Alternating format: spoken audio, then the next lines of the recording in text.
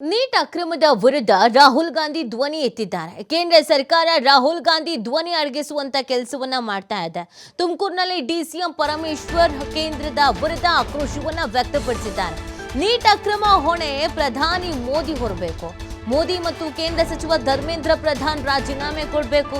ತುಮಕೂರಿನಲ್ಲಿ ಉಪಮುಖ್ಯಮಂತ್ರಿ doctor G Parameshwar ಅವರು ಈ ರೀತಿಯಾಗಿ ಆಗ್ರಹಿಸ್ತಾ ಇದ್ದಾರೆ. ಈ ಹೋರಾಟದ ವಿಚಾರಕ್ಕೆ ಸಂಬಂಧಪಟ್ಟಂತೆಗೆ ಧ್ವನಿ ಎತ್ತುವಂತ ಕೆಲಸವನ್ನ ಇದೀಗ ಮಾಡ್ತಾ ಇರುವಂಥದ್ದು. ಕಾಂಗ್ರೆಸ್ನ ನಾಯಕರುಗಳು ಒಬ್ಬೊಬ್ಬರಾಗೆ ಈ ಕೇಂದ್ರ ಸರ್ಕಾರದ ನಡೆಯ ವಿರುದ್ಧ, ನೀತಿಯ ವಿರುದ್ಧ ಅಸಮಾಧಾನವನ್ನ, ಆಕ್ರೋಶವನ್ನ ವ್ಯಕ್ತಪಡಿಸುವಂತ ಕೆಲಸವನ್ನ ಮಾಡ್ತಾ ಇದ್ದಾರೆ. ಇದೇ ರೀತಿಯಾಗಿ ಇದೀಗ ಉಪಮುಖ್ಯಮಂತ್ರಿಗಳು ಡಾಕ್ಟರ್ ಜಿ ಪರಮೇಶ್ವರ್ ಅವರು ತುಮಕೂರಿನಲ್ಲಿ ಈ ವಿಚಾರವನ್ನ ಪ್ರಸ್ತಾಪಿಸಿದ್ದಾರೆ. ನೀಟ್ ಎಕ್ಸಾಮ್ ವಿಚಾರಕ್ಕೆ ಸಂಬಂಧಪಟ್ಟಂತೆಗೆ ಆಕ್ಷನ್ಸ್ ಆಗಬೇಕು. ರಾಹುಲ್ ಗಾಂಧಿಯವರು ಧ್ವನಿ ಎತ್ತಿದ್ದಾರೆ.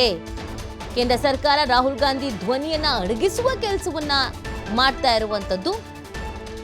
ತುಮಕೂರಿನಲ್ಲಿ ಡಿಸಿಎಂ ಪರಮೇಶ್ವರ್ ಕೇಂದ್ರದ ವಿರುದ್ಧ ಈ ರೀತಿಯಾಗಿ ಆಕ್ರೋಶವನ್ನ ವ್ಯಕ್ತಪಡಿಸುವ ಕೆಲಸ ಮಾಡಿದ್ದಾರೆ.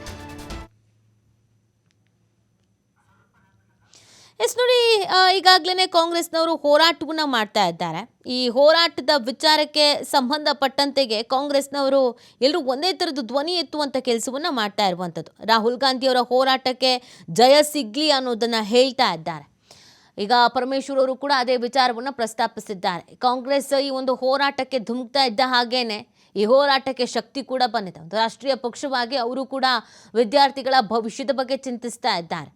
ಆದರೆ ಇದು ಕೇಂದ್ರ ಸರ್ಕಾರಕ್ಕೆ ಮುಜುಗರ ತನ್ನಂಥ ವಿಚಾರ. ಬಟ್ ಕೇಂದ್ರ ಸರ್ಕಾರದವರು ಇದನ್ನು ಸಮರ್ಥಿಸ್ಕೊಳ್ತಾ ಇದ್ದಾರೆ. ಇದು ಕಾಂಗ್ರೆಸ್ನವರ ಹೈ ಡ್ರಾಮಾ. ಕಾಂಗ್ರೆಸ್ನವರು ಇದರಲ್ಲೂ ಕೂಡ ರಾಜಕೀಯ ಲಾಭ ಪಡೆಯೋದಕ್ಕೆ ಮುಂದಾಗ್ತಾ ಇದ್ದಾರೆ. ವಿದ್ಯಾರ್ಥಿಗಳನ್ನು ರಾಜಕೀಯ ದಾಳುವನ್ನಾಗಿ ಬಳಸ್ಕೊಳ್ತಾ ಇದ್ದಾರೆ. ಇಷ್ಟೆಲ್ಲ ಹೈ ಡ್ರಾಮಾ ಮಾಡೋ ನೆಸೆಸಿಟಿ ಇರಲಿಲ್ಲ. ಪ್ರಧಾನಿ ನರೇಂದ್ರ ಮೋದಿಯವರ ಮನೆ ಮುಂದೆ ಹೋಗಿ ಈ ಥರದ್ದೆಲ್ಲ ಮಾಡುವಂಥ ಅವಶ್ಯಕತೆ ಇರಲಿಲ್ಲ. ಅಲ್ಲಿ ಎಚ್ಚರಿಕಾ ಕ್ರಮಗಳು, ಆಮೇಲೆ ಸೆಕ್ಯೂರಿಟಿ ವೈಸ್ ಇದೆಲ್ಲ ಪ್ರಾಬ್ಲಮ್ ಆಗುತ್ತೆ ಅಂತ ಗೊತ್ತಿದ್ರು ಸಂಸತ್ನಲ್ಲಿ ಧ್ವನಿ ಎತ್ತೋದನ್ನು ಬಿಟ್ಟು ಈ ಥರ ರಸ್ತೆಗಿಳಿಯುವಂಥದ್ದೇನು ಇರಲಿಲ್ಲ ಅನ್ನೋದನ್ನು BJP ಹೇಳ್ತಾ ಇರೋದು. ಆದರೆ ಕಾಂಗ್ರೆಸ್ನವರು ಇದಕ್ಕೆ ತೀವ್ರ ಅಸಮಾಧಾನವನ್ನು ವ್ಯಕ್ತಪಡಿಸುವಂಥ ಕೆಲಸವನ್ನು ಮಾಡ್ತಾ ಇದ್ದಾರೆ. ಕೇಂದ್ರ ಸರ್ಕಾರ ಧ್ವನಿ ಅಡಗಿಸುವಂಥ ಕೆಲಸವನ್ನು ಮಾಡ್ತಾ ಇದೆ. ರಾಹುಲ್ ಗಾಂಧಿಯನ್ನು ಬಂಧಿಸಿರೋದು ನಿಜವಾಗ್ಲೂ ಕೂಡ ತಪ್ಪು. ಎಲ್ಲ ಪ್ರತಿಭಟನೆಗಳನ್ನು ಇದೇ ರೀತಿಯಾಗಿ ನಿಲ್ಲಿಸಬೇಕು ಅನ್ನುವಂಥ ನಿಟ್ಟಿನಲ್ಲಿ ಪ್ರಯತ್ನ ಪಡ್ತಾ ಇದೆ ಸರ್ಕಾರ ಅನ್ನುವ ಅಸಮಾಧಾನವನ್ನು ವ್ಯಕ್ತಪಡಿಸ್ತಾ ಇದ್ದಾರೆ.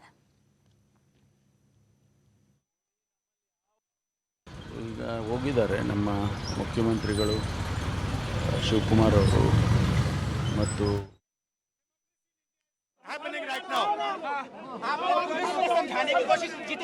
Democracy in India is happening right now. Democracy in India is